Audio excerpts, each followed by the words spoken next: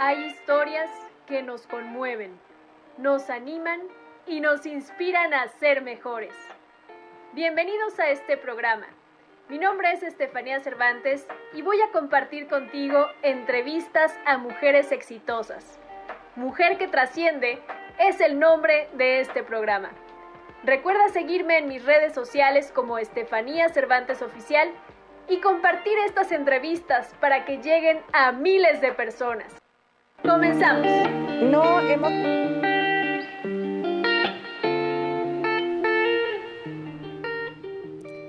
El arte es lo que cambia al mundo. Bienvenidos amigos a una transmisión más de este podcast Mujer que Trasciende. Y hoy tengo el gran honor de estar con una invitada que admiro muchísimo desde que la conozco, la sigo en redes sociales. No he tenido el gusto de escucharla presencialmente, pero estoy segura que será muy pronto. Y me voy a permitir presentarla porque tiene una trayectoria que estoy segura que a todas las mujeres que nos están escuchando les va a inspirar, también a los hombres, a los jóvenes. Y bueno, pues ella es la maestra Lizzy Ceniceros. Es una de las mujeres mexicanas de más trascendencia en el campo de la dirección orquestal en la actualidad. Es fundadora de la Orquesta Iberoamericana, directora de la Orquesta Sinfónica Contrapunto México, orquesta juvenil creada para representar a México en diferentes foros internacionales. Es compositora, es mamá, es esposa y bueno, pues además ha recibido distintos reconocimientos como el Premio México en tus manos, Premio Mujer del Año 2019, Premio Internacional Batuta 2020, Premio Nacional de la Mujer 2020, Premio Mujeres Extraordinarias 2021, Premio de la Mujer Mexicana 2022 y bueno, pues ha estado en países como El Salvador, Costa Rica, Canadá, Francia, España e Italia. Bienvenida, Lizzy, ¿cómo estás? Bien, gracias, Estefanía, muy contenta de estar aquí. Dominguito que esperemos que sume muchísimo. Definitivamente. Gracias por tu tiempo, gracias por haber aceptado la invitación a ser parte de este podcast. Y bueno, pues me encantaría que inicies por compartirnos quién es Lizzy, cómo te defines. Mira, bueno, primero muchas gracias. Quiero hacerte una pequeña observación, si tú me lo permites. Cuando me dijiste que tu podcast tenía que ver con mujeres que trascienden, inmediatamente me dio mucha ilusión, ¿no? Porque creo, no solamente las mujeres que trascienden, también los hombres, pero es muy importante estar a favor de la ola que viene con las mujeres, ¿no? Entonces eso me da muchísimo gusto. Entonces, muchísimas gracias. Que sea mi presencia aquí también el hecho de reconocer tu trabajo.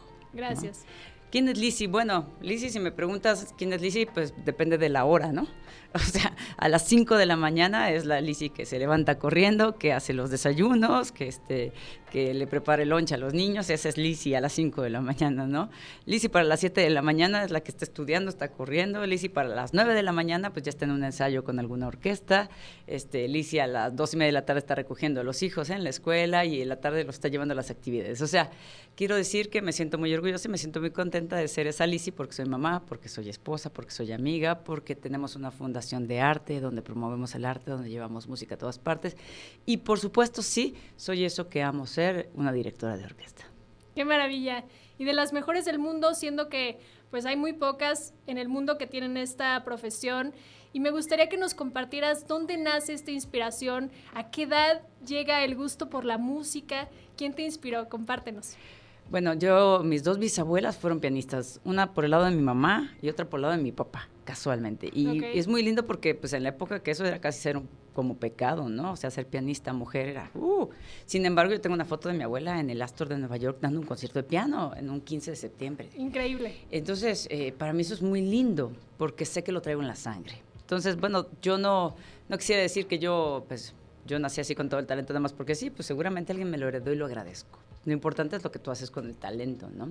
Así es. Nací en una familia muy linda, una familia donde mi papá amaba la música. Tenía su cuarto de sonido con el fondo, con corcho, cables de oro, bueno, su equipo muy nice, ¿no? Y bueno, yo tengo una experiencia que te podría decir un poquito dónde está el amor por la música. Cuando yo llegaba a escuchar música con él, no sé, 7, 8 años, me sentaba a escuchar música. Aparte me decía, no, aquí porque tengo que estar yo en el centro, todos aquí de ladito, ¿no? Así era, un poco piqui. Y me dice, bueno, ¿ya a dormir? Entonces yo me iba a dormir y cuando yo me iba a dormir me subía y después descubrí que pues yo tenía nostalgia y mi cuarto estaba arriba del cuarto de sonido de mi papá. Entonces, cuando yo me bajaba y pegaba la oreja al piso, era como cuando estás en el agua que escuchas los sonidos a lo lejos. Entonces, podía seguir escuchando la música que él ya me había mandado a dormir y ya no quería que siguiera escuchando. Y entonces, yo escuchaba la música y era como seguir conectada con eso. Y bueno, siempre amanecía en la cama, nunca amanecía en el piso, cosa que agradezco de esa mamá que ella era quien me subía y me da muchísimo gusto. Pero esa conexión, quizá con mi padre, quizá con mi casa, quizá con el hogar, era para mí algo muy lindo, ¿no? Claro, qué lindo. Me hizo amar la música, empecé en la secundaria a tocar el acordeón, la guitarra, la mandolina, y bueno, era parte de todo mi entorno la música, ¿no? Es una historia muy bonita y cómo llega este gusto y esta inspiración. ¿Y la escuela te ofrecía las clases de música o eran extracurriculares? ¿Tus papás te metieron algunas clases por la tarde? ¿Cómo era? Bueno, mis papás tuvieron a bien ponerme con varios maestros, ¿no? Tuve el maestro Gabriel Miranda, que era acordeonista, la maestra Teresa Rodríguez, que era pianista. Entonces, cada vez que yo quería tomar clases de algo, ellos me ayudaban, siempre ponían ese café, aunque también estudié pintura. Sí, yo decía, me gusta, ¿no? Okay. Pero, por ejemplo, yo estudié pintura y karate toda mi infancia también, entonces cualquiera diría que pues era más bien como desarrollar aquellas cosas que yo quisiera experimentar. Claro. Pero por el otro lado también mi papá decía, si tú sacas puro 10 o sacas muy buenas calificaciones, tienes un premio a final de año. Entonces, alguna vez escogimos una bicicleta, cada quien iba escogiendo lo que quería, ¿no? Pero alguna vez yo escogí un acordeón y entonces él me dio un acordeón a final de año, ¿no? Después yo le dije, cómprame una guitarra y me dijo, a ver, pues lávate las ventanas de arriba y con la escalera, sí, con la escalera, lávate las ventanas, entonces te ganas tu guitarra. Entonces después me empezaron a costar un poco más de trabajo los instrumentos, pero siempre había una disposición muy linda de mis papás para apoyarme con la música, ¿no? Qué bien. Increíble. Y entonces llega tu etapa de adolescente, adultez, y entonces, ¿cómo es el momento en que tú decides empezar una carrera profesional en esto? ¿Qué se estudia para ser un director de orquesta? ¿Dónde están las bases académicas? Compártenos. Ay, me acabas de hacer como 800 preguntas en una. Voy paso por paso. Cuando yo llego a la secundaria, que es generalmente estos momentos de acercamiento, tuve la bendición de tener un maestro maravilloso, José Luis, que me puso un acordeón en las manos en la estudiantina. Okay. Decían que yo era el acordeón con chinos, ¿no? Entonces era chiquita y el acordeón era gigante. Pero bueno, yo empecé a tocar, que fue como el primer acercamiento. Confirmo, que cuando tú tienes un momento feliz, sea con un instrumento, sea con un deporte, entonces te sientes cómodo y entonces tienes que estar más ahí. Por eso yo busco que cuando yo tengo orquestas juveniles o cuando se enseña música en las escuelas, que tengo una empresa que se dedica a eso, ¿qué es lo que hacemos? Buscar que el niño tenga una experiencia de felicidad, de gusto, de autoestima positiva a partir de ese instrumento. Entonces eso te ayuda para que tú quieras hacer camino ahí. O sea, te fortificas a ti mismo a través del instrumento, a través de la música. Y es lo que me pasó a mí. Empiezo a hacer música y es muy divertido porque yo hago música de manera popular totalmente. Es decir, pues la estudiantina, entonces el acordeón, la guitarra, la mandolina, que tocaba lo que me pusieran enfrente, lo que me pudiera secuestrar, ¿no? El bajo, pum, pum, pum, hasta que le sacaba sonido, ¿no? Una batería, hasta que sonaba, ¿no? Era necia, por no decir. Okay. Mi mamá dice que no era necia, era de ideas fijas, dice mi mamá, ¿no? Entonces empecé a aprender música. De esta manera estuve en un coro, y me pidieron que armara unas estudiantinas. Y entonces yo empecé a ser yo la maestra que armaba las estudiantinas. Entonces empezaba a tocar, tocaba, ya tenía un poco de piano y les enseñaba voces y guitarra. Y pues claro, cuando tú tienes chicos que están aprendiendo, pues tienes que saber un poco. Entonces tomé clases de batería, tomé clases de bajo, tomé clases de guitarra. Bueno, hubo la guitarra casi no, porque eso es con los libritos de guitarra fácil sales. Y entonces ya con eso la iba librando, ¿no? Entonces empecé yo con las estudiantinas y fue una etapa muy, muy linda. Sin embargo, no había la necesidad de estudiar en forma, ¿no? O sea, nada más pues con que tengas talento y te pongas a darle muchas horas. Okay. Claro, tuve maestros que, aunque no me incluían en la partitura, pero me enseñaban a tocar. Ya la de piano sí, pues evidentemente no había opción, ¿no? Entonces ya me puso con la partitura y empecé a aprender. Pero fue, digamos, siempre del lado popular.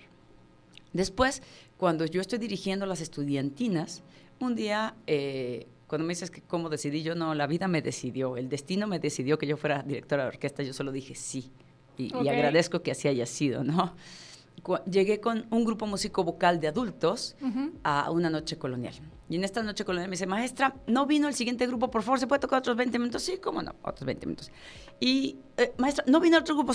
Entonces nos aventamos casi hora y media sobre el escenario. Y resulta que pues yo tuve que sacar algunas piezas que pues ya no estaban en el repertorio. Y no traía trompetista, pero traía la trompeta. Entonces saqué la trompeta y yo toqué la trompeta y toqué el piano, ¿no? Y después de eso me faltaba un rock and roll y ahí faltaba el bajo. Entonces yo toqué el bajo. Y entonces, bueno, me estuve moviendo algunos instrumentos de ese día en el escenario. Y cuando me bajo del escenario, un señorcito muy formalito, el padre Porfirio, Porfirio me dice, maestra, yo quiero que tú seas la directora de nuestra orquesta. Digo, ¿cuál orquesta? La que vamos a hacer. Ah, pues bueno. No había. No había ni orquesta ni director de orquesta. O sea, ya me habían seleccionado a mí, pero yo no sabía lo que significaba ser director de orquesta. Ok. Si hubiera sabido, hubiera dicho que no. En ese momento. Pero entonces dije que sí. Te lanzaste a lo el proyecto desconocido. me emocionaba, ¿no? Siempre, todos queremos ser directores de orquesta o técnicos de la selección, ¿no? O sea, cualquiera de las dos cosas nos sale con cierta naturalidad. Entonces, es que ¿quién no? O sea, tú has visto a alguien que está en el espejo o estás escuchando una pieza y está tin, tin, tin. Claro. Claro, ¿por qué lo traes, no? Entonces, es muy lindo porque es esta conexión natural de todos con la música, ¿no? Ya hacerlo de forma profesional, bueno, tiene lo suyo, ¿no? Pero yo dije que sí porque no sabía lo que significaba, y ahí voy. Entonces empiezo a dirigir una orquesta de chamaquito y, oye, pues creo que tengo que estudiar, ¿no? Entonces ya me empezó a preocupar el asunto porque tenía músicos que incluso estaban a mi nivel, ni siquiera que yo estuviera más adelante que ellos. Dije, oh Dios, ¿qué hacemos? Y entonces empecé a tomar cursos y más. Fui a un curso. Y ¿Aquí en México? Curso, aquí en México. Fui a un curso y en este curso me dijeron, oye, pues tú tienes mucho talento para dirigir, pues necesitas saber cómo leer bien la música. Y yo, entonces me recomendaron con un maestro, cosa que agradecí muchísimo porque este hombre fue quien puso pies y cabeza a mi vida en el sentido de todo lo que yo no había estudiado. No es que no hubiera estudiado, pero estaba estudiando turismo, estaba estudiando comunicación, estaba estudiando otras cosas que no tenían que ver con música. Ok. Y entonces empiezo a estudiar de manera formal con el maestro Jorge Córdoba. Es un eminentísimo compositor y agradezco infinitamente su paciencia para conmigo de ser maestro. Estuve casi 15 años con él, yo sentada en un rincón de su salón, un salón que tiene en su cuarto, en su casa, y él del otro lado con su pizarrón y su piano, ¿no? Y al principio me decía, no, yo no acepto principiantes, y con toda razón, porque él verdaderamente es alguien de altísimo nivel. Claro. ¿No? Y entonces, pero yo que lo necesito, maestro, ¿por qué te debe dar clases? Porque no se va a arrepentir, ¿no? Wow. Y fue maravilloso porque él me recibió. Con esa certeza de que claro, tú ibas a darlo todo. Yo sí sabía, él no pobre, pero le agradezco la fe. Entonces empecé a trabajar con él y él fue un parámetro maravilloso en este proceso porque él me dio todo lo que yo no estudié dentro de un conservatorio, ¿no? Armonía, composición, contrapunto, todo lo básico que yo, desde el solfeo, así del nombre de las notas, porque tenía idea, pero no, nada que hay 3 claves y esas cosas, ¿no? Okay. Entonces empecé a estudiar con él y fue muy lindo porque empecé a trabajar y seguía yo dirigiendo. Pero en el dirigir yo no estaba, bueno, pues dirigía como Dios me dio a entender, ¿no? Agarré un librito y 4 y 2 y lo hacía yo, pero no era como la manera correcta. Sin embargo, en el oficio uno aprende muchísimo. Entonces yo ya tenía 10 años dirigiendo una orquesta juvenil. Y la práctica te claro, hizo la maestra. Las tablas, el escenario, el recurso de que como son chavos que saben poca música y los tienes que obligar a que suenen de cierta manera, tú aprendes a mover tu cuerpo de tal manera que ellos, entonces tú adquieres habilidades que no hubieras aprendido en la escuela.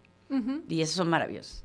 Tiempo después empiezo a dirigir y el mismo Jorge Córdoba me invita a que yo tome un curso de dirección orquestal en Forma y voy con Fomento Musical, tomo un curso y viene un director español, Ángel Luis Pérez Garrido, que a la fecha, gracias a Dios, es mi maestro. Qué bien. Un genio. Él me ve y me dice, oye, Lizzy, ¿tú qué haces? ¿No? Estaba yo dirigiendo 2 pianos y me dice, ¿qué haces? Y le digo, bueno, yo dirijo una orquesta juvenil, llena de orgullo, levanto la cara, sonrío, y él me dice, ¿y eso vas a hacer toda tu vida?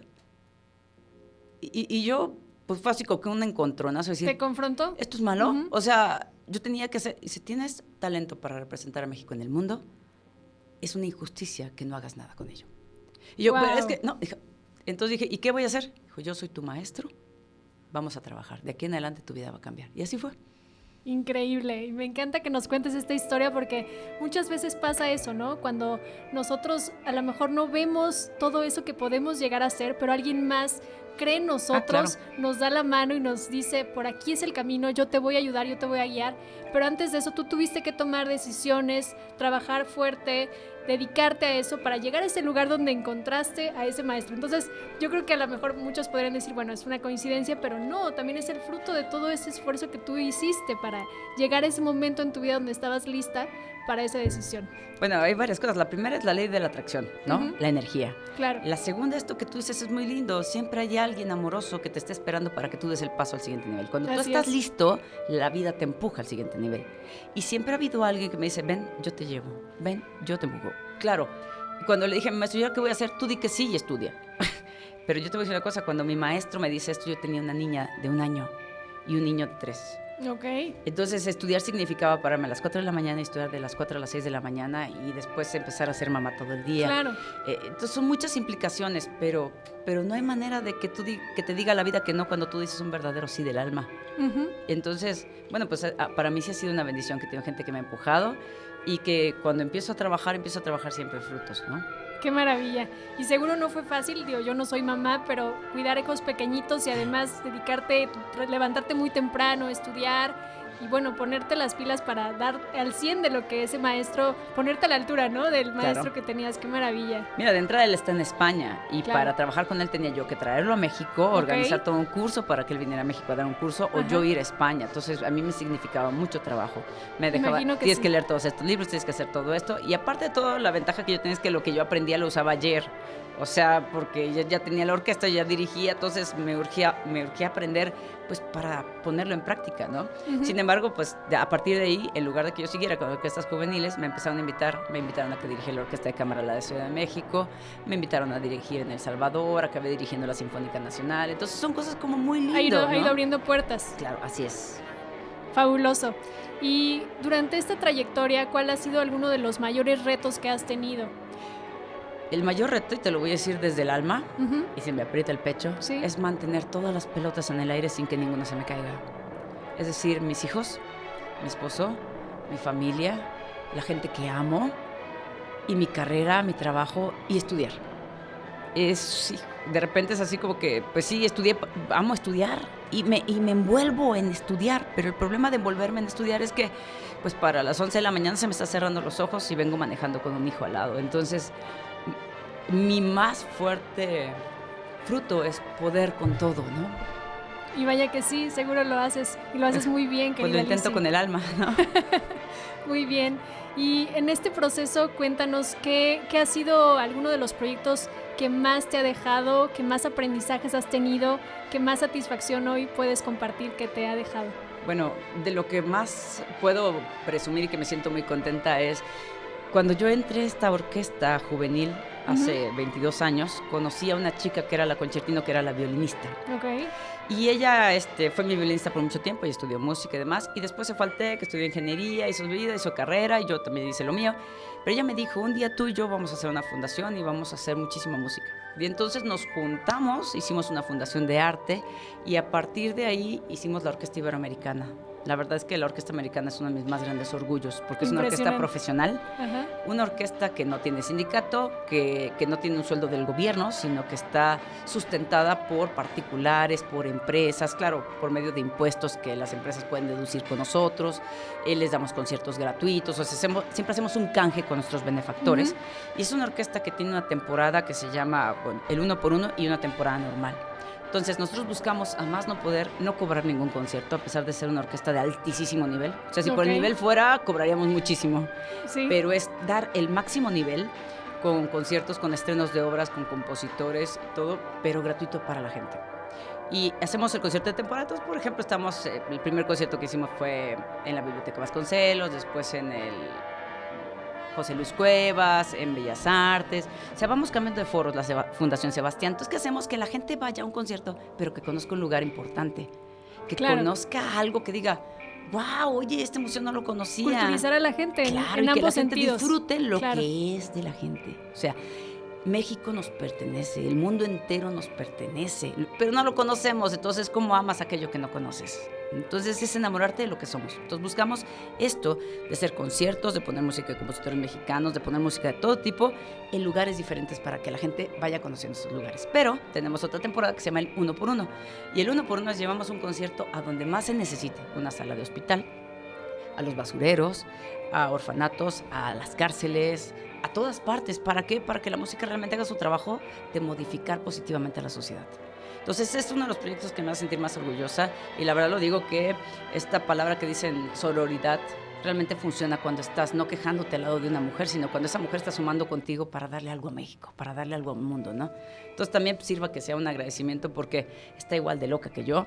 Ella desde el violín o desde los cheques o desde las cosas, desde el lado ejecutivo de la orquesta, pero estamos haciendo muchísimas cosas. Es un proyecto maravilloso y de gran trascendencia y que seguramente pues ayuda a que lleguemos a muchas personas, que lleguen a muchas personas y que se cree esta cultura del arte, porque el arte realmente es lo que te hace sentir diferente, es lo que te conecta con todos tus sentidos. Entonces, para ti, ¿qué le dices hoy, por ejemplo, a los jóvenes que enseñas, a los niños? ¿Por qué es tan importante enfocarse en ellos para que despierten esos sentidos y ese amor por el arte? Mira, estamos en una época complicada. Lo complicado es que las tecnologías son maravillosas y pueden aportar muchísimo a nuestra vida, pero también tienen un doble filo, ¿no? Todas las redes sociales fueron creadas como el buen cigarro para que te envicies y para que seas dependiente de ellas. Y cosa que es maravilloso, bien hechas están, ¿no?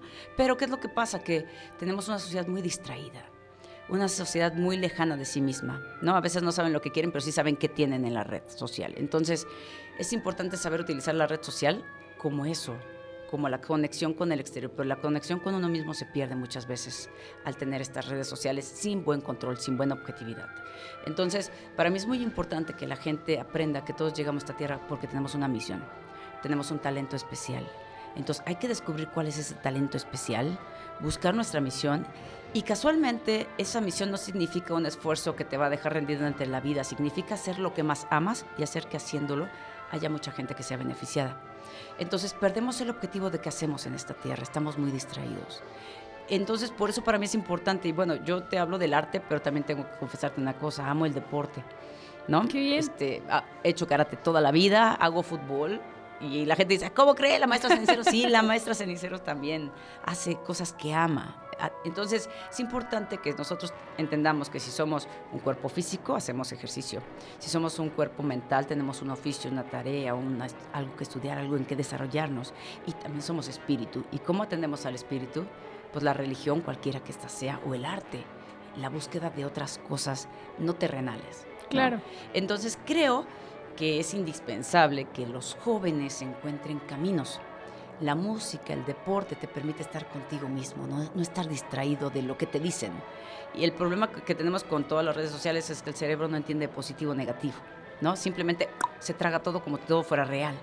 Entonces, ¿qué es lo que pasa cuando tú estás en un deporte? Estás solo contigo mismo y tienes que aprender a hacer equipo, a dominar tu cuerpo. Entonces tienes tiempo de ser tú. Cuando tú estás haciendo arte, tienes que enfrentarte a la frustración, a no me sale, estudio, nada de que lo dejo y ya me voy a hacer otra cosa. Tienes que enfrentarte a la autodisciplina y encontrar la grandeza de hacer algo bello que te guste a ti, digas, y lo hice yo. Entonces, encontrar que tú eres capaz de generar cosas bellas, de generar arte y que siempre lo que hagas tú con amor va a tener un impacto positivo en la gente que está alrededor tuya, ¿no? Definitivamente, y sí, es un gran impacto el que se deja a través de una pieza musical y para eso me gustaría preguntarte cómo te preparas antes de salir a una presentación, qué pasa por tu mente previo a que tomes tu batuta y estés ya ante tus alumnos o ante la orquesta que vas a dirigir. Mira, la pregunta que haces es muy linda porque pareciera que nada más el director se para enfrente de la orquesta y agarra el palito que se llama batuta y revuelve los sonidos, ¿no? Como dicen. En realidad, el director tiene una preparación amplísima antes, porque imagínate que tú eres el arquitecto y tú eres el único que tiene el plan, ¿no? Entonces, por más que tú tengas un chorro de trabajadores que sean de la construcción y que vayan a trabajar contigo, ellos no saben cómo va a quedar la casa. A ellos tú les dices, hazte aquí esto y hazte acá esto. Entonces, es lo que pasa un poquito con el director de orquesta. En realidad, el director de orquesta es el único que tiene el plano máster, que se llama el full score, ¿no? En esa partitura vienen qué hace quién, el violín, el trombón, el piano, todos. Entonces tú tienes que verdaderamente saber qué hay en la obra antes de pararte enfrente de la orquesta.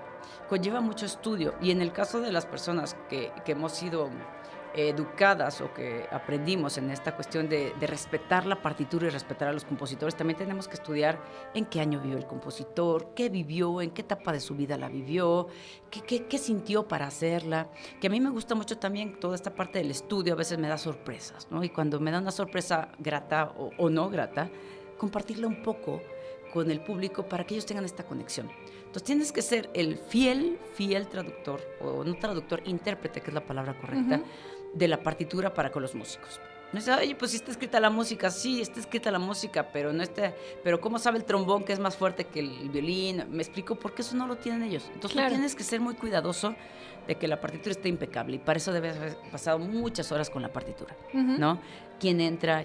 ¿En qué momento entra? Cuando hay un cambio de velocidad, ¿por qué? Que tú lo domines, qué proporción tiene una parte con la otra, qué carácter tiene que tener una parte, si debe sonar tristeza o si debe sonar alegría, porque me está tocando algo triste y resulta que suena alegre porque lo hiciste muy rápido, ¿no? Entonces tienes que ser muy cuidadoso de hacer las cosas tan exactas como el compositor lo haya hecho, ¿no? Además, la música es algo con vida, entonces tienes que ser mucho más respetuoso todavía y más estudioso.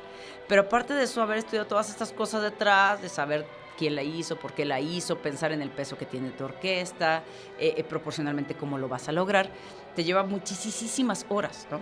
Cuando llegas en el momento es tu examen final, ¿no? Entonces a lo mejor te llevaste, por ejemplo, yo cuando dirigí la 9ª Sinfonía de Beethoven en El Salvador con la Orquesta Nacional, fue una experiencia maravillosa, yo estudié 6 meses para ese momento, ¿no? Y es un momento que se va en 2 horas. Claro. Entonces, si tú estudias 6 meses textual, de las 4 a las 6 de la mañana todos los días, pasaba horas con mi maestro, diciéndole, maestro, viendo videos, escuchando esto, haciendo todo esto que yo hice para llegar al concierto de 2 horas. Y se acabó. Y ahora cambia de partitura porque eso ya pasó. Entonces, bueno, es una implicación interesantísima la que tiene que el director... Claro, hay directores... nosotros en este caso, yo soy una directora preocupada por hacer las cosas bien. Entonces me llevó mucho tiempo de estudio. Claro que se puede subir al podio sin haber estudiado mucho, sí, pero bueno, los resultados siempre hablan con los músicos y lo que pasa en el concierto, ¿no? Claro. Y como directora de orquesta a mí me llama mucho la atención cómo pues también el director se conecta con la música y bueno, porque mueve el cuerpo y el cabello y todo pasa en ese momento, pero sí, claro. Cuéntanos qué hay en esos momentos, o sea, cuál es el sentimiento o cómo realmente te enfocas con ese momento presente para vivirla, para sentirla. Te voy a decir la verdad, es curioso porque cada obra te hace que tú te muevas diferente. Okay. Es decir, el director no planea, me voy a mover así en esta parte, sino que la parte es la que obliga al director. Es decir, tú vas llevando, por ejemplo, por hablar con la derecha, llevas el tiempo. 1, 2, 3, 4. Si la pieza está en 4, entonces ya te obliga a que tú lleves este tempo, ¿no? 1, 2, 3, 4. Pero resulta que es suavecita la pieza. Entonces, 1, 2, 3, 4. Entonces parece que estás bailando y que lo estás haciendo suavecito. Pero si de repente empiezas a tener más fuerza, tú tienes que empezar a decir 1, 2, 3, 4, más fuerte, más fuerte, más fuerte. Y entonces de repente pues parece que estás haciendo toda una coreografía. Pero no es que estés haciendo una coreografía, es que la música pide ahí subir y pide que no dejes los 4 tiempos y de repente se pone muy loca, entonces pues tú estás así porque no quieres que se toque sin pasión algo que está lleno de pasión, por ejemplo, ¿no? O algo que ya creció y que tiene una gran fuerza como una bola de nieve, ¿no? La bola de nieve va creciendo y se va haciendo más grande, más grande, más grande, más grande. Entonces tú tienes que hacer que la música llegue a eso, ¿no? Y entonces, si tú en algún momento te aflojas tú, entonces pues la música se aguada, ¿no? Y entonces tienes que ser tan respetuoso, tan cuidadoso, que por eso parece que a veces estamos bailando la partitura, ¿no? Sí. Pero en realidad es estar cuidando con tu cuerpo, con tu alma, con tu mente y con todo, que se llegue a la finalidad real de la partitura, ¿no? Por eso dicen, bueno, pues por ejemplo, si hay un Piazzolla, que a veces generalmente hay muchos Piazzolas, que es música tango contemporáneo, que son muy temperamentales y no te despeinas, es que no lo hiciste bien, ¿no? Es un ejemplo, ¿no? Claro. Pero bueno, es la manera de decir que el director se tiene que vestir para la ocasión de cada pieza, ¿no? Claro, es fabuloso. ¿Y hay alguna pieza que sea tu favorita o con la que más te identifiques, la que más goces hacer? Mira, dirigir. La música tiene como magia. Hay compositores que yo amo. ¿Por ejemplo? Beethoven. Okay. ¿No? Y es una influencia de mi maestro, lo sé, pero no importa, pues me influenció muy bien y después cuando conocí su música, pues me di cuenta que la amo. Pero toda la música es maravillosa. Mozart, Stravinsky, lo que quieras es maravilloso. Yo lo que tengo específicamente es que creo que es como la comida, ¿no? O sea, hay momento de comerse unos tacos en la calle y hay momento de comer alto gourmet. Entonces, bueno, pues yo escucho piezas que me significan mucho emocionalmente, ¿no? Me hicieron una entrevista para un libro, fue muy lindo, y me decían, bueno, ¿tú qué cantabas de chiquita? Pues yo cantaba Timbiriche y me gusta, y ahorita, por ejemplo, de repente se sube mi hija al coche y pone Timbiriche porque sabe que me gusta y lo canto con ella y me da mucha emoción, porque fue una época, significa un recuerdo para mí. Entonces, bueno, es con qué te conectas en qué momento. Hay música que en algún momento me conecto con ella porque es tan grandiosa que no puedo dejar de admirarla y de quererle ser fiel y que queda impecable. Entonces estoy admirada, estoy embobada con lo que está pasando en la partitura, pero también llego a una fiesta y digo, pues oigan, póngame algo para bailar sabroso, ¿no? O sea, entonces depende en qué momento estés tú emocionalmente. Ok. Incluso yo recomendaría que la gente empezara a tener una conexión más confiable con la música. Es decir, si tú vas a ir a correr y pones Rocky, pa, pam, pam, para, pam, ta, ta, tan, ta, tan, entonces tienes una motivación diferente, ¿no? Claro. Ahí, por ejemplo, hay muchísimas cosas con respecto a la música. Si pones el canon, ¿no? Entonces te va relajando, aunque, bueno, a mí no me relaja el canon, pero a la gente en general sí. Pero es este significado que la música está hecha. Hay tanta música y tan buena música que lo importante sería en qué momento de tu vida estás, qué estás buscando, y para ese momento hay algo mágico siempre para ti, ¿no? Seguramente. Y me gustaría preguntarte, sé que durante estos años pues has hecho diferentes presentaciones y todo para ser atractivo para el público. Recientemente vi que hicieron algo relacionado con los videojuegos, música claro. de videojuegos. Así es. Y cuéntanos de eso, ¿cómo logras crear esta diversidad para los géneros musicales?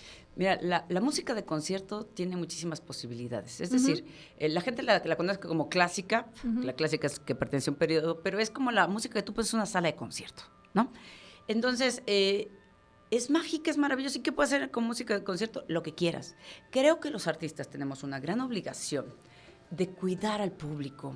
Y cuidar al público no solamente es cuidarlo, sino es empezarle a regalar buena comida, si fuera comida, o buena música. O sea, yo con mis hijos, si los dejo que coman taquis toda la vida, pues no les voy a permitir un gran futuro en el estómago, ¿no? Al ratito los voy a tener gordísimos, ¿no? Yo cuando les invito a pizza, digo, la maliciosa pizza, ¿no? Pero, o sea, sí, te das el gusto, pero no pierdes el concepto de que no te hace bien, ¿no? Claro. Entonces, con la música es lo mismo. Lo que hay que hacer es darle a la gente buena música. Y nosotros hemos encontrado que siempre tú vas a escuchar algo y quieres una conexión. Entonces, yo le llamo como el postre. Entonces, no hay concierto en el que nosotros no pongamos un postrecito para que la gente se lleve algo que le haya gustado. Algo de música popular, alguna cuestión que los conecte consigo. Pero también hay muchísimos públicos que mueren de ganas, pero la música les aburre porque a lo mejor no es la que conocen, ¿no? Dependiendo de la conexión que tengas emocional y de conocimiento de la música, lo que te genere. Entonces, si es algo que nunca escuchaste en tu vida y te sienta por primera vez, seguramente acabes dormido en la sala de concierto, ¿no? Pero si te ponen música de videojuegos, imagínate, tenemos una generación de gamers increíble. Además, la mayoría de los gamers tienen un chorro de lana. Sí. Todo lo que gastan, y tienen su propia música y su propia conexión. Claro. Ahora, te voy a decir una cosa maravillosa. Es una música extraordinaria, porque resulta que tanto como en el cine como en los videojuegos hay una industria impresionante. Entonces hay muchísimo dinero y han contratado a los mejores compositores del mundo. Tienen compositores impresionantes haciendo música para videojuegos. Entonces tú Magnífico. Tienes música increíble. Claro. Y entonces tú haces un concierto, proyectas las imágenes de los videojuegos y se te llena de chavos que nunca han ido a un concierto y ellos están dispuestos a ir a otro concierto. Claro. La obligación es atraer un público nuestra, que exacto. nunca antes había dado la oportunidad de vivir. Claro, cuando hacemos conciertos de gamers, Ajá. generalmente nos pasa, yo nunca he ido a un concierto y quiero regresar. Entonces sí, es eso, fascinados. Invitar a la gente a que disfrute aquellas cosas que le van a hacer mucho bien, pero que no las conoce. Claro. Pero ir haciendo que la conozca de a poco, ¿no? Es fascinante. Y bueno, para todo esto, pues también como directora de orquesta, te toca hacer marketing y muchas otras cosas para visibilizar lo que estás haciendo, lo que está haciendo tu equipo de trabajo. Entonces, me gustaría que nos compartieras hoy cuál es, digamos, el mayor reto que tienen los directores de orquesta, los músicos en general, para darse a conocer, para compartir lo que hacen y para, de alguna manera, pues poder ganarse la vida a partir de lo que aman. Has dado en el talón de Aquiles, ¿eh? El talón de Aquiles mío y de los músicos. Gracias a Dios tenemos una preparación. En la escuela tenemos una muy pequeña gama de conocimientos útiles para el futuro. Yo creo que nos deberían enseñar más inteligencia emocional, por ejemplo, que la vas a usar toda la vida. Más Definitivo. inteligencia financiera, que la vas a ocupar toda la vida. Y bueno, lo otro un poquito más, no quiere decir que no esté bueno, pero habría que pensar en qué cosas nos van a ser útiles a la vida, qué tipo de ciudadanos estás aportando a partir de la cultura. Aparte tenemos una educación donde ya solo te especializas en un área y todas las demás se te olvidan. Entonces eso es muy complicado para la gente. En el caso de nuestros músicos, tenemos el mismo caso. Hacemos unos músicos geniales, maravillosos, extraordinarios, genios eruditos, pero pero que solo son genios ante el instrumento y dominan perfecto esta materia musical, pero nadie les enseñó cómo hacer marketing, precisamente que tú lo dices, cómo venderse a sí mismo como producto, cómo vender lo que estás haciendo, cómo colocarlo, cómo negociar. Entonces, bueno, yo me confieso que yo tengo un montón de libros de Kiyosaki, yo tengo un montón de libros de desarrollo humano, un montón de libros de otras áreas que son las que me sustentan para que yo pueda acomodar la música. Es decir, si tú quieres con buena música hacer buenos negocios es muy difícil, es imposible. Uh-huh. ¿No? Por eso es que los muy buenos músicos necesitan un manager, alguien especialista en negocios que abra ese camino y que él nada más llegue y haga su trabajo. Pero ahorita ya no se usa esa figura, específicamente como en el segmento normal de los músicos. Uh-huh. Entonces, el músico tiene que aprender a ser su propio manager.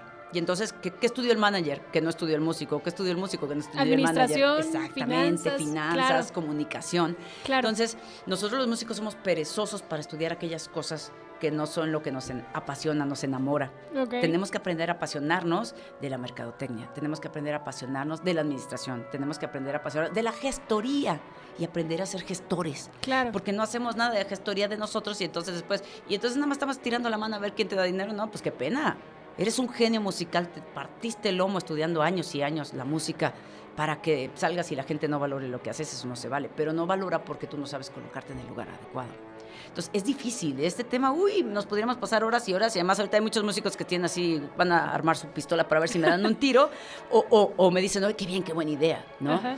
Indispensable es que nosotros los músicos nos capacitemos en otras áreas para saber llevar lo que sabemos hacer y que nos sale tan bien a un mejor futuro. Y que vivamos económicamente bien. Por ejemplo, yo conozco músicos que tienen un negocio, que tienen una empresa, que viven económicamente de eso y que son músicos maravillosos.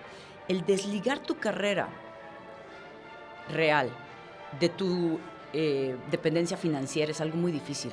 Pero si lográramos entender que un negocio es un negocio, que podemos poner dinero en una inversión, que el dinero de la inversión nos puede dar cierta cantidad mensual, que podemos comprar un activo, que ese activo nos puede dar estabilidad y que a partir de esa estabilidad nosotros podemos hacer música con más libertad y confianza, los músicos estaríamos mejor, ¿no? Es un tema muy delicado, pero que es importante hablar de ello. Yo he tenido la bendición de que nací en una casa donde había el desarrollo humano como parte natural. Empiezas a hablar de desarrollo financiero y te empiezas a encontrar con autores, empiezas a estudiar y entonces empiezas a darte cuenta que hay que aplicar todo eso a lo que amas. Definitivamente, Lizzy, me encanta que tú estés involucrada en estos temas y yo lo veo y te lo preguntaba justamente porque veo que pues has trabajado con gobiernos, tienes patrocinadores, empresas importantes que están patrocinando tu labor y bueno, pues creo que todo eso parte de que tú realmente te has ocupado no solamente por ser la mejor en lo que haces como directora de orquesta y compositora, pero también porque tienes estas otras habilidades y créeme que es algo que todos necesitamos, habilidades como las ventas, la negociación, el marketing, comunicar tus ideas es súper valioso para poder abrirte puertas en cualquier lugar y no creo que sea únicamente de los artistas, en general creo que todos tenemos esta responsabilidad. Así es. Y bueno, también ver con quién te afilias, ¿no? Claro. En este caso, ¿quiénes son tus socios? Claro, ¿quién es tu socio? Y si tu socio piensa como tú, si tiene esta sed de crecer, de hacer las cosas, ¿no? A veces tenemos un problema porque decimos, yo amo tanto la música que estoy dispuesto a vivir mal económicamente.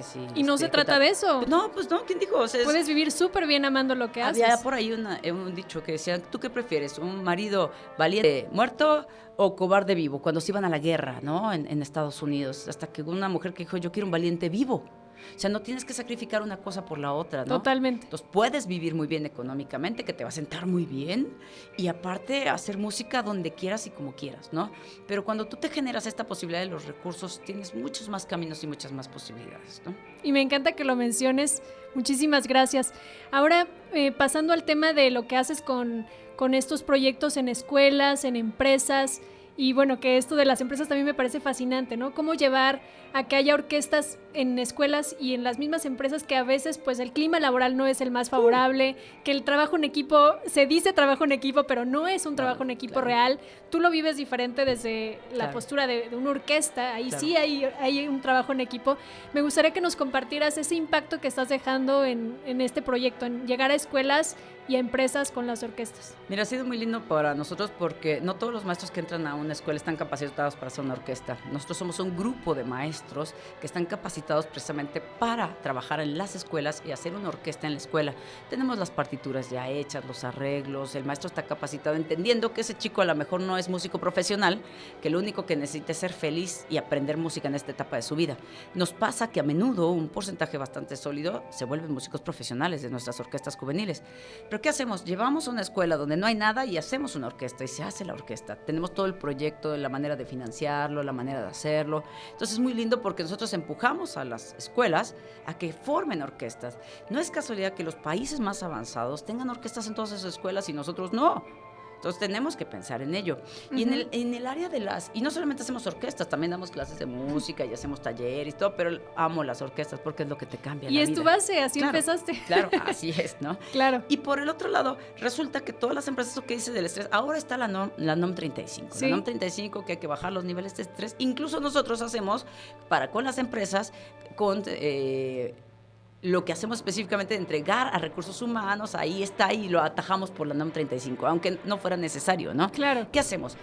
Vamos a tus instalaciones, o sea, en una empresa, llegamos a las instalaciones de la empresa, ponemos nosotros los instrumentos en algún momento, o la empresa los puede poner, y cualquiera puede entrar a la orquesta. Entonces, a veces es muy lindo porque tienes al de limpieza junto con el director general de la empresa, sentados en el mismo lugar haciendo música. ¡Qué maravilla! Claro, bueno, por supuesto, aparte de esas 2 horas, son las 2 horas más esperadas, ¿no? Nos ha pasado que hay gente que dice, ¿qué es lo que más te gusta? La hora de la orquesta. Claro, porque es la hora del relax, la hora de yo soy importante, la hora de yo soy igual que todos. Y entonces, no solamente haces un diferente ambiente en la empresa, sino que haces que tus empleados tengan pertenencia. Hay empresas que nos contratan por la pertenencia, porque se le van muy rápido los empleados. Y a la hora de hacer la orquesta se quedan. Y entonces tienen algo que les da interés porque su persona está atendida, ¿no? Entonces ha sido muy lindo el trabajar, aparte de que hacemos que en el concierto de fin de año, que la Orquesta Iberoamericana, porque a veces lo hacemos incluso con canje de benefactores. Entonces nuestros benefactores les ofrecemos también, aparte de que sea deducible de impuestos, que tengan una orquesta en su empresa. Entonces eso es muy lindo. Y entonces, ¿qué es lo que hacemos? Que en el concierto final, que nosotros les llevamos a la Orquesta Iberoamericana, y la Orquesta Iberoamericana toca con la orquesta de la empresa. ¡Qué maravilla! Es una experiencia hermosa, ¿no? Debe ser. Y son cosas que cambian la vida, ¿sabes? Sí, y también por supuesto. Son negocio. Claro. Claro, lo combinas perfecto y te entiendo, porque una forma de que las empresas hoy volteen a ver este tipo de proyectos sociales, proyectos culturales, es para que también sus colaboradores sientan que pues la empresa les ofrece algo más que solamente el lugar de trabajo y la remuneración económica, por supuesto. Y están contentos, por eso lo hacemos, o sea, aparte de lo magnífico, que hacemos, me parece eso, ¿no? Un gran proyecto y una gran visión el incorporar este modelo al ámbito empresarial. Y bueno, pues mencionabas ahorita que en otros países se ve que en cada escuela hay una orquesta y bueno, tú has visitado países de primer mundo. Me gustaría que nos compartieras hoy quién es un país referente, por ejemplo, y cómo vive su sociedad en cuestión de la incorporación de la cultura o de la culturización en general de la sociedad. O sea, quién está mucho más avanzado que nosotros, que podríamos decir es un caso de éxito para aprender, para seguir, para emular. ¿Qué nos podrías compartir? Mira, todos los países del norte de Europa están muy insistentes, todos los países nórdicos tienen este sistema de orquestas en las escuelas y lo entienden como tal, pero si te quisieras llevar una sorpresa, China está implementando que en casi todas sus escuelas hay orquestas. O sea, claro, empiezan a entender cómo está, cuál es el sistema, ¿no? Si tú logras llenar de arte a la gente, tienes gente creativa, gente que sabe trabajar en equipo, gente que sabe ser persistente, gente que sabe de la autodisciplina. Claro. Y esas son cosas que no tenemos en la sociedad actual. Entonces estos países al son menos no en los ¿no? latinos. Aunque tengo que decir una cosa, yo creo que México es un país de primer mundo. Okay. Y lo digo a los 4 vientos, porque he tenido la bendición de poder viajar a muchos países y ver que no hay diferencia, ¿sabes? Algunos tienen pasado y nosotros tenemos futuro. Algunos tienen bonitos edificios y nosotros tenemos tierras que sembrar. Algunos tienen pues cosas históricas y nosotros tenemos un clima maravilloso y tenemos un alma viva. México tiene cosas que en el mundo no existen. El mexicano tiene un carácter muy especial, que es muy fresco, intempestivo, pero no le falta la disciplina. Entonces, si a un mexicano tú le pones disciplina, si a un mexicano tú le pones conocimiento, si a un mexicano le dices que puede, entonces generas un hombre de primer mundo. Yo tengo siempre como la obligación, más que la experiencia, de que cuando me llevo una orquesta al extranjero, que acabamos de regresar ahora que estuvimos en Francia, estuvimos 17 días con una orquesta mexicana, con 2 orquestas mexicanas, porque íbamos también a la Iberoamericana, dimos 10 conciertos en el extranjero, y siempre lo siento, les digo, ok, ¿Somos un país de tercer mundo, de segundo mundo? No, maestra, esto es de actitud. Nosotros los mexicanos podemos estar donde sea. Ok, ya lo entendimos. Entonces, esto de primer mundo, segundo mundo, no sé quién lo caracterizó, pero me gustaría borrarlo del mapa. Eso y las fronteras, ¿no? México es un país de primer mundo que en algunas cosas todavía no está muy avanzado. Pero el ser de primer mundo o no es cómo son tus oportunidades. Y México tiene todas las oportunidades. Independientemente de que estemos desorganizados, que nuestros gobiernos todavía estén en proceso de aprendizaje, todo esto no significa que seamos un país que esté atrás en nada, ¿no? Me encanta cómo lo defines, en proceso de aprendizaje. Así es, así es. Y tenemos que aprender porque, claro. Mira, tú ve, hay mexicanos que son primeros bailarines en el mundo. O sea, no hay un límite para los mexicanos, ni tampoco para México como país. Nada más que agarremos un poquito más de organización y caminemos juntos para ser mejor. Pero tenemos todo. Los mexicanos tenemos todo y tenemos que entenderlo. Porque si tú no te la crees, no trabajas para ello. Y si tú no trabajas para ello, no te conviertes en ello, ¿no? Entonces tenemos que hacerlo. Totalmente. Y estamos escuchando de fondo una de las piezas musicales de este evento. Es la Conga del Fuego Nuevo del maravilloso maestro Arturo Márquez.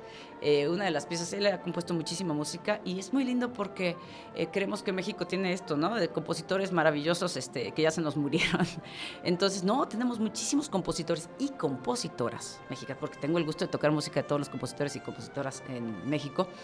Que son maravillosos, ¿no? Y el maestro Arturo Márquez ha hecho mucha música, pero entre ellos una serie de 8 danzones y ha hecho estas otras piezas que tienen cautivados al mundo, ¿no? O sea, el danzón 2 del maestro Arturo Márquez, que se lo dedica a su hija Lili, es precisamente un danzón muy lindo que si tú te metes así a YouTube y dices danzón 2 Arturo Márquez, vas a encontrar chinitos, australianos, mexicanos, todas las tocándolo. Y tenemos que estar orgullosos de saber que hay música de compositores mexicanos que se toca en todo el mundo y que todo el mundo busca, ¿no? Qué maravilla, como esta. Como esta, precisamente. ¿Y esta en dónde fue? Este es el cierre del Festival 2016 en Francia, en el Eurochestris, con una orquesta de aproximadamente 160 jóvenes. Teníamos chicos de Canadá, de Brasil, de España, de México, de Italia y de Francia. Magnífico, y además, porque qué bonito que un mexicano, un joven, un niño pueda viajar a otro país y exponerse ante otras culturas, otras nacionalidades, aprender y sentirse, pues ya que es capaz de crear música junto a otras personas. ¿Qué nos cuentas de eso?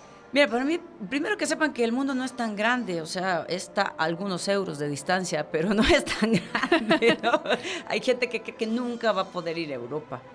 Pero pues Europa, ellos tienen tanta ilusión de venir a México como nosotros de ir allá.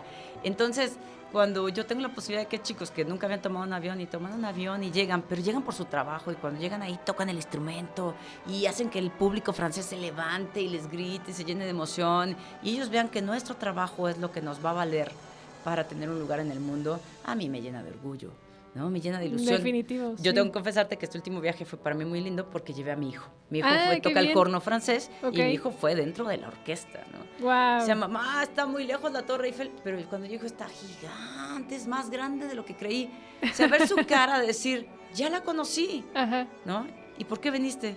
Por el corno. Por la música. Por la música, por mi trabajo, eso fue lo que me trajo. Porque, por ejemplo, cuando vamos a este festival Eurochestris es muy lindo porque los chicos pagan su avión, pero la Federación Europea, esta Federación de Eurochestris, nos paga el hospedaje, los alimentos, toda la estancia allá, los conciertos y todas estas experiencias. Entonces es muy lindo ser parte de esta federación, ¿no? Participar dentro. Porque entonces ¿Y tú estás no es como titular todo, ¿no? de la federación o más bien la Orquesta Iberoamericana o quién? En la federación, yo soy representante de la federación en México y Latinoamérica. Ok. Y también soy parte del consejo directivo. Entonces fue muy lindo porque yo entré a la federación por invitación de mi maestro Ángel Luis, que es el subdirector de la federación. Es el Eurochestris, es una federación con base en Francia. Y entonces empecé a trabajar, empezaron a ver mi trabajo y me empezaron a invitar y después invitar a ser embajadora y después en este caso a ser parte de la federación. Para mí es muy lindo que yo como mujer, directora de orquesta, represente una federación francesa o con sede en Francia en el mundo, ¿no? Entonces, es magnífico. Me siento contenta de ello, ¿no? Sí, qué gran logro. Liz, y ahorita nos compartías de tu hijo que es parte de la orquesta y la que fue a Francia, pero me gustaría que nos platicaras, tu hija también toca música. ¿Qué dicen tus hijos cuando te ven y cuando eran más pequeños también? O sea, que los llevabas a lo mejor a algún ensayo. ¿Ellos cómo viven la música? Bueno, para mí es muy lindo dicen por ahí que se les recomienda a las mujeres embarazadas escuchar un poco de música, ¿no? Entonces ellos les poníamos conciertos enteros así directos a los dos, ¿no? Digo, los llevé con delfines y los llevé, hice yoga, todo lo que pensaba que era bueno, ¿no? Pero ellos tenían así la orquesta completa para ellos, ¿no? Cuando yo los estaba esperando. Digo, creo que lo que más necesitan los niños es mucho amor, pero si tienen mucha música también les hace mucho bien. Debo confesar que mi ideología es que deben tener un deporte y una disciplina artística. En este caso, mi hija Natalie, que la amo y que es una maravilla de chamaquita, tiene 11 años. Ella acaba de ganar el Nacional de Gimnasia en su categoría. Ella hace gimnasia acrobática. Wow. En un club súper serio que me encanta, que es el club. Yo llegué ahí, es el Club Sirius, y resulta que pues yo no sabía, tuve la muy buena fortuna de llegar a un lugar maravilloso, donde realmente están muy comprometidos. Y resulta que trabajan con ellos y ahorita muchas de las chicas en sus categorías ganaron el primer lugar en el nacional y para noviembre vamos al Panamericano. Entonces para mí es muy lindo, ¿no? Que ellos tengan esta formación. Claro, me acuso de disciplina, ¿no? De trabajo, ¿no? Mi hijo es portero de un equipo de fútbol y también siempre va al Estadio Azul, va a las finales. Entonces, mi hija tiene gimnasia acrobática y violín y mi hijo tiene corno y es portero, por ejemplo, ¿no? Entonces, ellos viven así, con la disciplina y con el arte, y yo estoy segura que vamos a dejar unos muy buenos ciudadanos a México con ellos dos. Yo creo que sí, además porque las bases que te da el deporte, la música, ya lo hemos venido compartiendo, son elementales para la vida, para cualquier área en la que te quieras desarrollar, y qué bueno que tienen ese ejemplo y ese impulso de tu parte para vivir esas dos áreas de la vida. Y cuéntanos, ya para ir cerrando esta entrevista, me gustaría que nos compartieras qué le dices hoy a alguna mujer que te encuentras en tu trayectoria en el ámbito de la música, en el ámbito del deporte. ¿Qué consejos les das a las mujeres para que vivan sus sueños? Mira, yo creo que depende de dónde estemos, cada país tiene su grado de machismo y su grado de superación de las mujeres. Y creo que México va muy bien, ¿sabes? Creo que ya estamos en el momento en que las mujeres debemos de dejar de pelear contra los hombres y podemos pelear por ser mejores. Porque las mujeres que están haciendo grandes diferencias en México no están peleándose contra nadie, están peleando por ser mejor y están dejando a las mujeres en alto, ¿no? Yo tengo el honor y el gusto de que hay muchos hombres detrás de mi carrera. Muchos hombres, ¿no? Desde el de que te apoya en casa, desde el que te apoya como tu maestro, desde que te apoya abriéndote trabajo, desde que te vuelve a contratar, y también muchísimas mujeres. Entonces yo creo que la mujer que pueda dedicarse a trabajar y a ser mejor, que lo haga. La mujer que tenga que luchar por tener un lugar, que luche por ese lugar. Y la mujer que ya caminó delante de nosotras, sabiendo los caminos, hay que darle las gracias.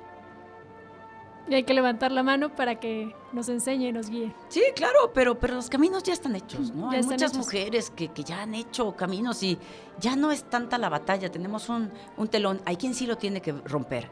Y yo respeto que si hay alguien que tiene que pelearse por tener un lugar, que pelee y que lo obtenga. Pero hay otras mujeres que ya no tienen que pelear por ese lugar, que más bien tienen que pelear por ser mejores y por batirse, porque digan, su trabajo es el mejor. Que no te pregunte que tiene que haber el 50% de hombres y el 50% de mujeres. No, que estén los mejores. Y que si un día tocó puras mujeres, un día tocó puros hombres, no importa. Tenemos que pensar en los mejores, no en tantas mujeres y tantos hombres específicamente.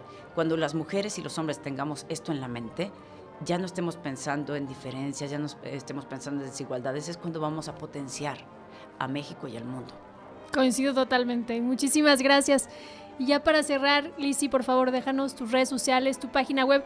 ¿Qué evento viene en este cierre de año al que nos podamos apuntar? Cuéntanos. Miren, la verdad tenemos un montonal de conciertos, gracias a Dios. Hoy estaremos en el pueblo de Santo Tomás, allá en Tlalpan. No es cierto, en San Pedro. Casi les digo una mentira porque estuvimos hace poquito ahí.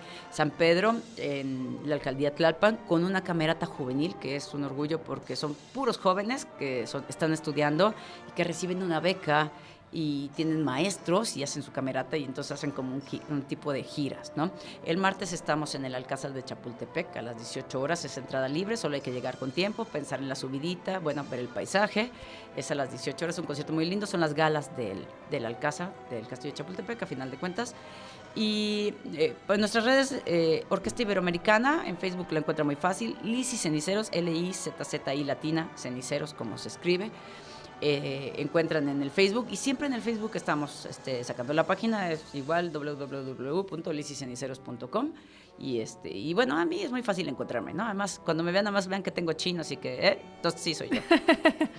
Muchísimas gracias, pues quiero reconocerte en este día por tu trabajo, por tu pasión, por ser una mujer con gran optimismo, una mujer que trasciende. Gracias por haberte dado el tiempo de venir a nuestro podcast, y bueno, pues que sigan los éxitos. No, muchas gracias, y bueno, enhorabuena con tu tarea también, ¿no? Reconocer a las mujeres que trascienden es una manera de trascender. Gracias. Nos vemos en la próxima. Gracias.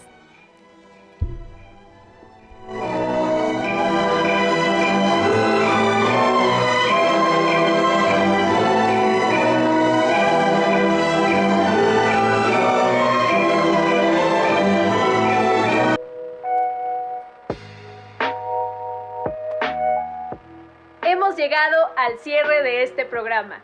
Si te gustó, compártelo con tus amigas y conocidas. Y sígueme en redes sociales como Estefanía Cervantes Oficial para más contenido de valor en crecimiento personal. Recuerda, la actitud positiva es la clave de tu éxito. Hasta la próxima.